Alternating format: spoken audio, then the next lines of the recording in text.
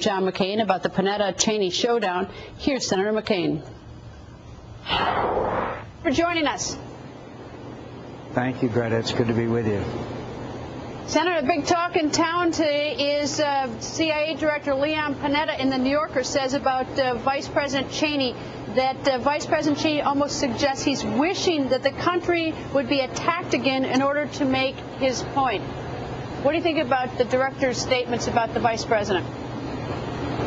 I think the director's statements are totally uncalled for. The director has a big job, and one of them is to try to lift the morale, which is very low over at the CIA. He shouldn't be saying this about a person he's known for many years and knows better.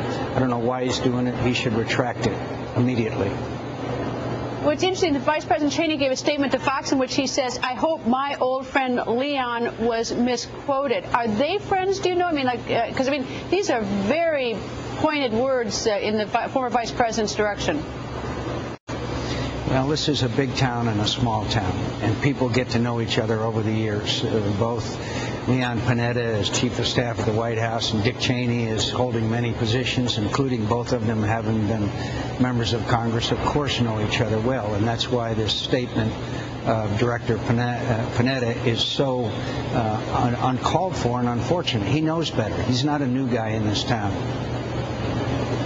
You know, it's Vice President Cheney, or former Vice President Cheney, says he hopes he was misquoted, but it goes on a little bit further in which Director Panetta says about the former Vice President that Cheney smells some blood in the water on the issue of national security. So it does seem to be more than just sort of an accidental statement. Oh, I think it's less than accidental, and that's why I think that the Director Panetta should apologize and retract, because, again, he knows better. But, look, I didn't agree with the Vice President on this issue of interrogation methodology, and I strongly disagreed with him. But to question the Vice President Cheney's dedication to the security of this nation is really way out of bounds. Do you think that it's wise, or do you have any problem with the Vice President speaking out on issues of national security? I think that the Vice President is deeply concerned about his reputation and place in history. He thinks that it's being mischaracterized, and he believes that he was right in the position that he took. I respectfully disagreed over interrogation techniques, but that in no way should bring us into question his integrity, his love of this country, and his commitment to its security. And that's what Leon Panetta has done now, and it's totally uncalled for. Do you think that the director is freelancing doing this himself, or do you think anyone at the White House agrees with him? Does the president agree with the statements about the former vice president, or is this just something you think that the director is freelancing on? I have no idea, Greta. I know that Secretary Panetta, or Director of the CIA, Panetta, was held in high regard around this town. That's why I'm doubly surprised that he would make such comments. In terms of you, sir, do you have any problems, or do you have any suspicion that the administration is taking steps that are making us less safe?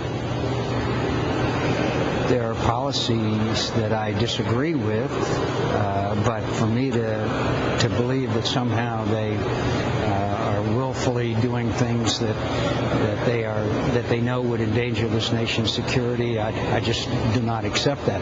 But I do worry when the President of the United States goes to Egypt and gives a speech and does not mention that in several wars, including Desert Storm, including Bosnia, including Kosovo, that American lives were shed and American lives were sacrificed and American blood was shed in defense of Muslims and the ability that they might have to practice their religion and have their hopes and dreams realized.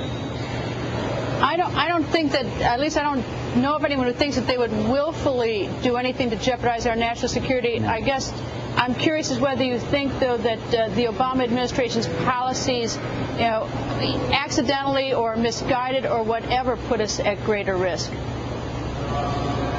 Well, if you disagree with policies, obviously there are consequences to policies that you think are wrong, but that does not make me question the integrity or the patriotism of this administration. But I think we should have far more firm action taken against North Korea.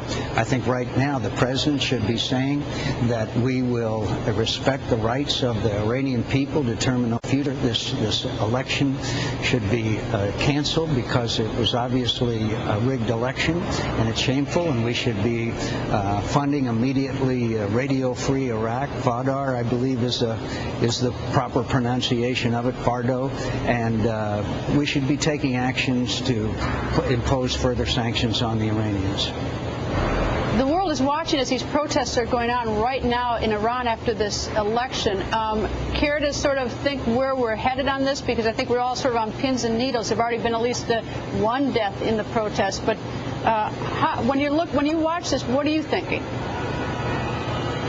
Well, I'm thinking that the Iranian people have risen up and are strongly contesting what they believe is an election that deprived them of their rights. They are a very sophisticated society, and by the way, it's Radio Free Iran, not Radio Free Iraq. And I think we should express in every way our support of their demands for basic human rights.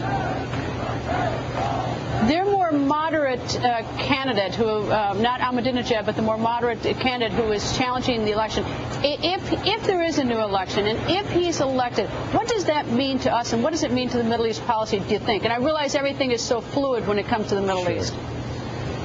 First of all, I think we ought to understand who's really in charge, and that's the extremist clerics in Iran, okay?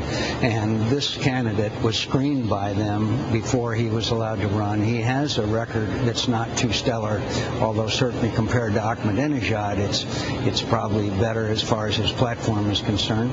And we'll have to see what happens. What usually happens in this kind of situation, at least in the short term, is that they are repressed. And I hope that that won't happen. And we should add our voice to a chorus that says, let them have a free and fair election.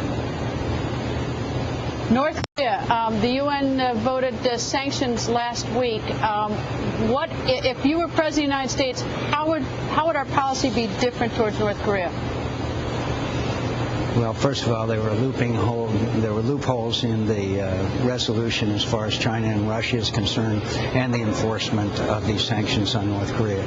Second of all, I would sit down or certainly have conversations with the Chinese and tell them this is a major issue in our relationship. The Chinese are the ones that can affect North Korean behavior because they have their hand on the throttle of the North Korean economy. This is a very dangerous business that they are in, and I would also work much more closely with the South Koreans and with the Japanese on trying to bring this kind of adventurism to a halt. It's very dangerous. You talk about about China having their hands on the throttle with the North Koreans' economy. What about our own, though? Because they own so much of our debt. Are we sort of weakened in our ability to sort of push them into taking a stronger line with North Korea because they own all our debt?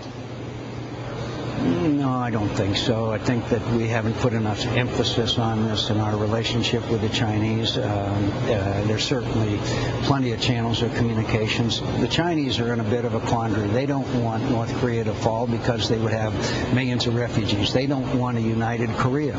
But at the same time, they should realize that proliferation of nuclear weapons, of continued progress in the direction that the North Koreans are headed, poses a threat to the stability of the entire Asia. You talk about the proliferation of nuclear weapons, but it's not just North Korea. Isn't Japan going to get a pretty hungry appetite for a nuclear weapon the more North Korea test fires these missiles and the more their technology advances? And isn't that another problem for China? Absolutely, and the Chinese should realize that. I can imagine the Japanese sitting idly by while the North Koreans continue to progress in the directions which they are moving.